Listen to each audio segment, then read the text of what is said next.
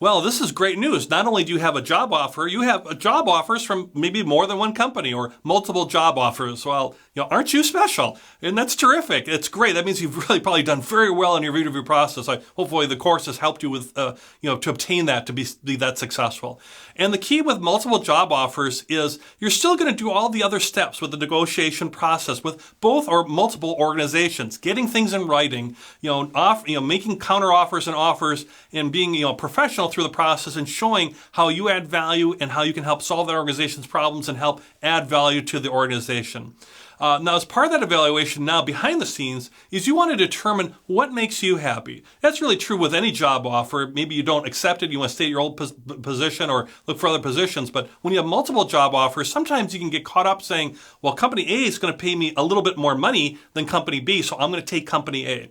Nothing wrong with that. Remember, it's the basis for your future promotions and future salary increases, so taking a little more money, nothing wrong with that. But maybe company B has other things that help overcompensate for that. Maybe there's less commute time or travel. Maybe there's a greater promotion track. Maybe it's just a better, more fun place to work at. Is it worth just a little bit more money to work at a horrible place? You have to evaluate that for yourself. So think more and beyond money. Another thing to do is a good tactic, especially with multiple job offers, is to describe the two offers to another person, a friend, a spouse, somebody that you trust, a former coworker, whoever it might be, where you are going to put yourself in the position and say, I'm interested in this offer because of this, I'm interested in this offer because of that, so you can articulate that and they can give you some feedback on it. Sometimes we get so wrapped up in what's in front of us that we don't articulate well in our own mind, but when we tell others, we actually articulate it or talk about it in a better way and really help understand maybe what's more important to us, which once again could be beyond money. Now, one question is, do I tell the other organization that I have another offer?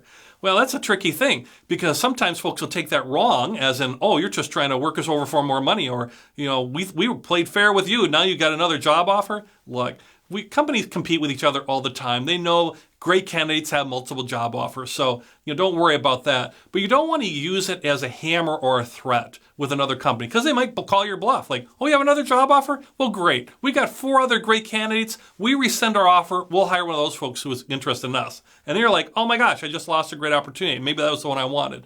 So I would say don't tell them that you have other offers unless you really get to that point, like it's in a final negotiation and you're really at the point where like, here's what I would like to do. Here's my final kind of offer to you, the company. Will you take this? If not, I will let you know. I do have other opportunities and I will pursue those. No hard feelings, just want to let you know that. And that's really, you're at the end at that point. You've really kind of made, put the line in the sand, right? You're either going to take it or not. And you understand that might get a little harsh at times, but not totally. Certainly with professional interviewers and professional companies, they understand this. But when in doubt, I would say they don't need to know about other companies that you're talking to, just like you don't get told other people they're interviewing with, right?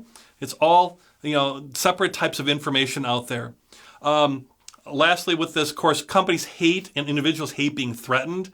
So if you're, like I mentioned earlier, don't hold that, I'm interviewing other companies, so you better hire me. They'll be like, forget you then. And then finally, you have to make a choice. And once you make a choice, stick with that choice. You're not playing people off each other at that point. You've made your choice. So do your evaluation, put them all on paper, talk to other people, and then go with your gut and go with your analysis and say, what is the best offer, but also what is best for my future?